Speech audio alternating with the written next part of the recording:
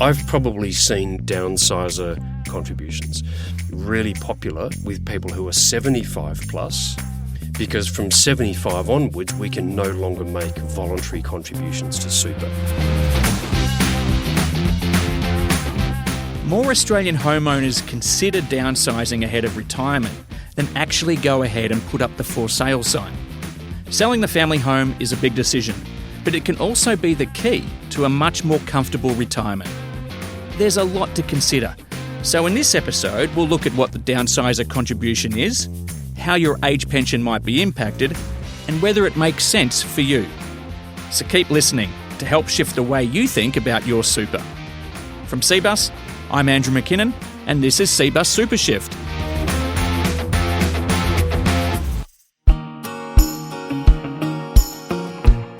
There's no downsizing in the guest stakes on this podcast, particularly with the likes of Eammon Wolfe, CBUS coordinator and demolition and cranes expert by trade. Eammon, welcome and thanks for being part of the CBUS Super Shift podcast. Thanks a lot for having me. I appreciate you inviting me along here with Jeff. Looking forward to doing the podcast. And then, of course, with guests like Jeff Wallens rounding out the panel, Senior Education Specialist at CBUS with 25 years in superannuation, you know it's going to be a great chat. Jeff, great to have you here. Thanks very much, Andrew. Great to be here. Now, just before we dive in, I want to remind listeners that the information in this podcast is general in nature and may not account for your specific needs. Please consider your financial position, objectives, and requirements before making financial decisions.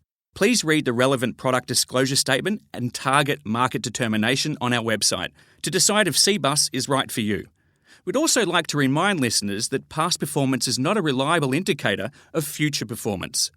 Okay, let's get to it.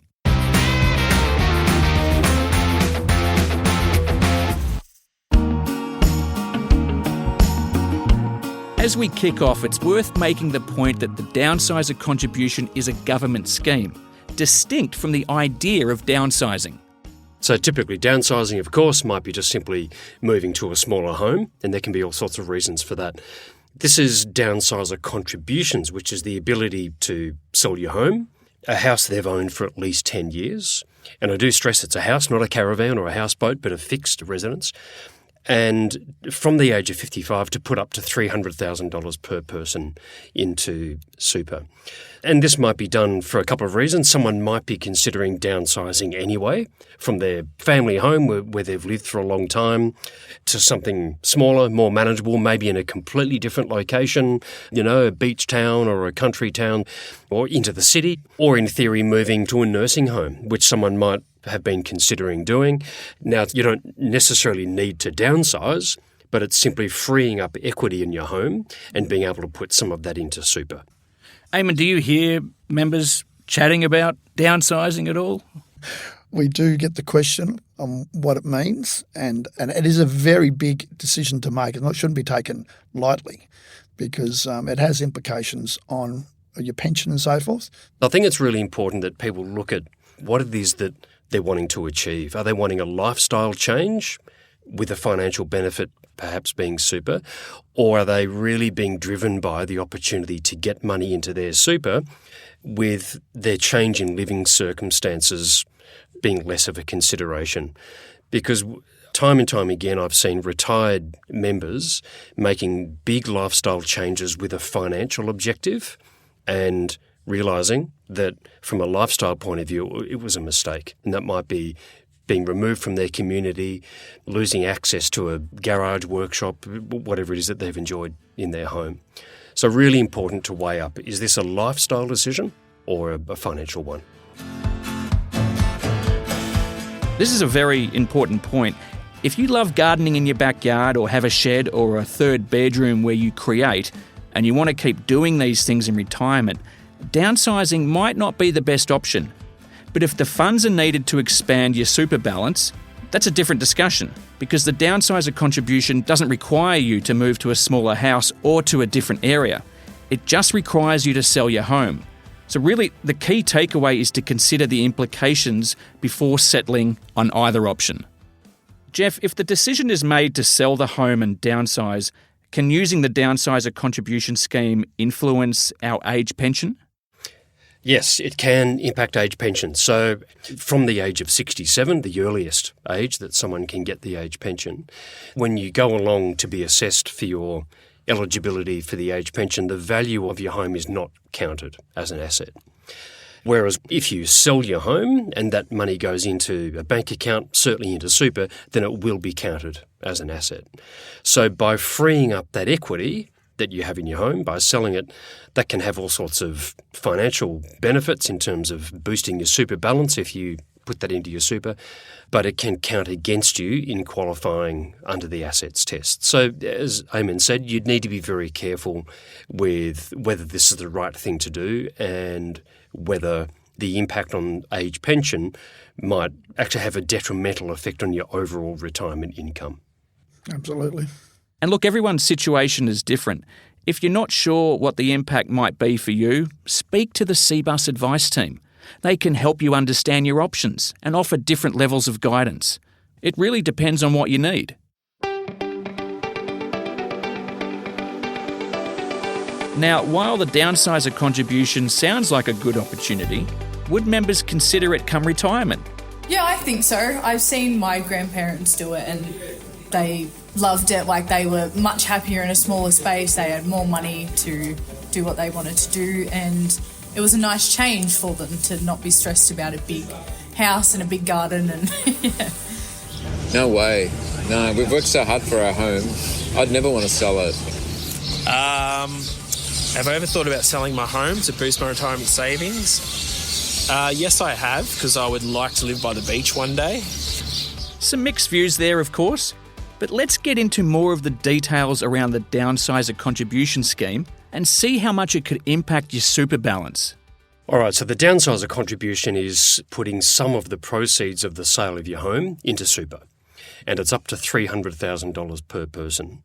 So regardless of the sale amount, it might be $1 million, $2 million, whatever it is, it's a maximum of $300,000 per person. So for a couple, up to $600,000. And this is available for people who are age 55 plus.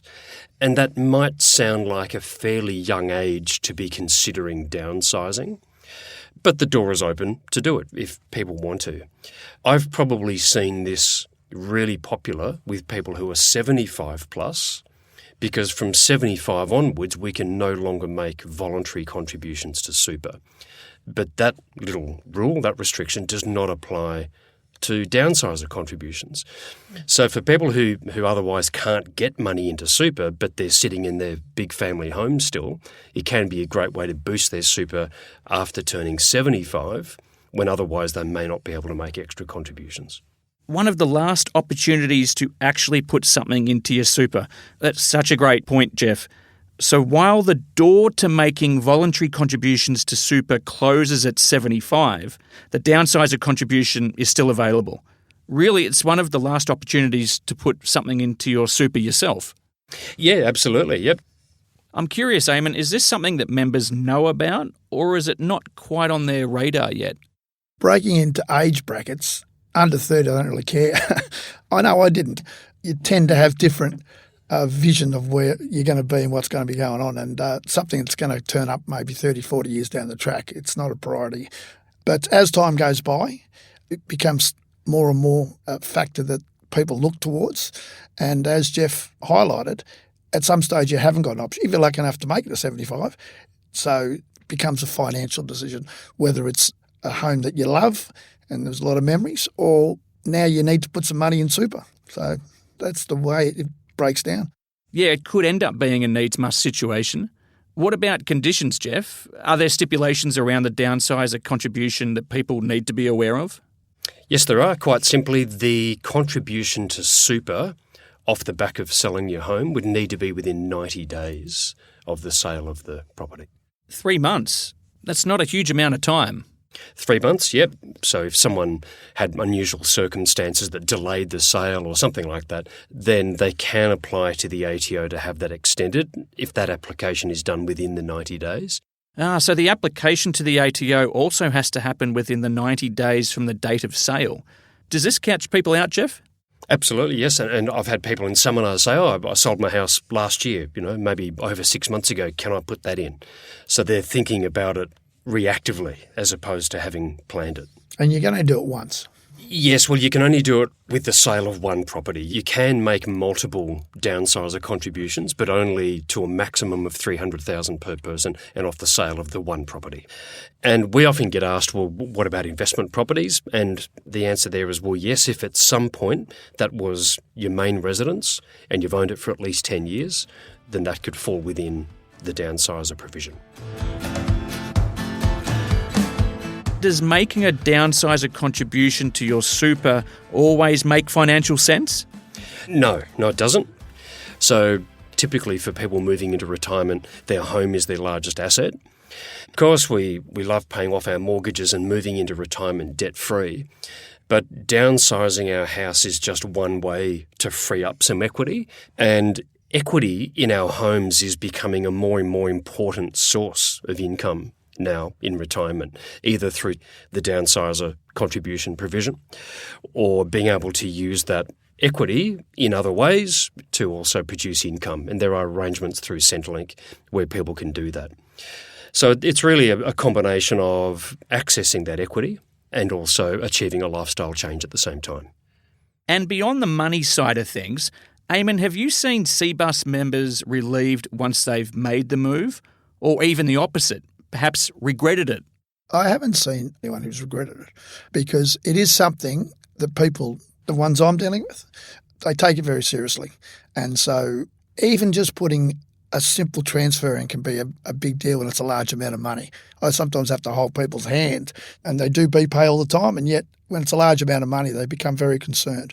So regretting it, I haven't had that, but most people have been positive because remember the returns since conception for growth have been good returns.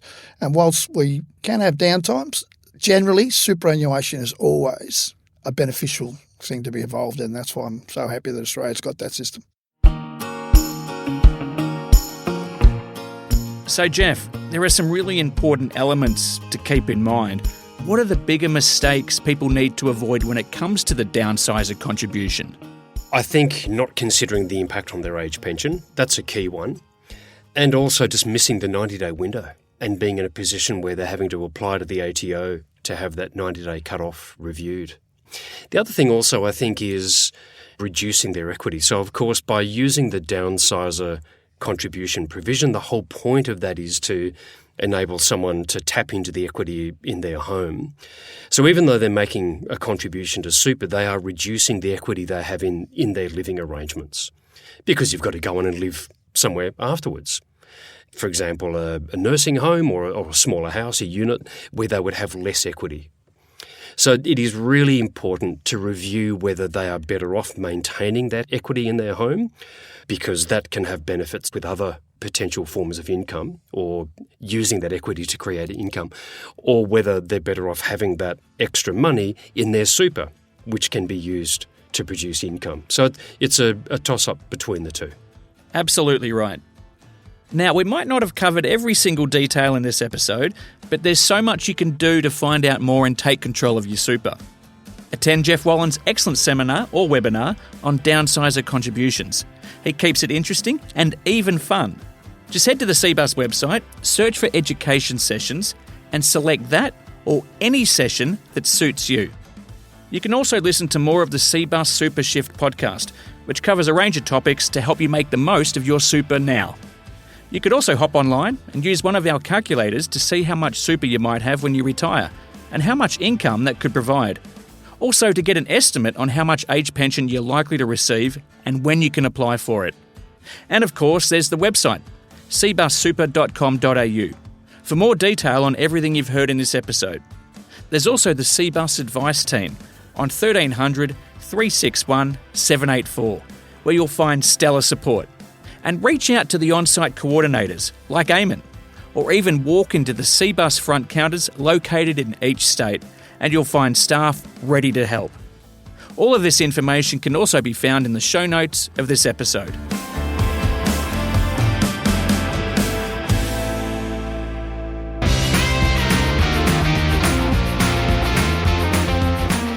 Jeff, thanks so much for helping to explore a topic that many members may not know much about in a way that's been easy to understand. Thanks very much, Andrew. Great to be on board. And Eammon, we appreciate your time and insights from the front line. Same. Thanks a lot. Appreciate being here. Enjoyed it. You've been listening to the CBUS Super Shift podcast. Listen to more episodes at cbussuper.com.au/podcast or follow at Apple Podcasts, Spotify, or wherever you listen to podcasts.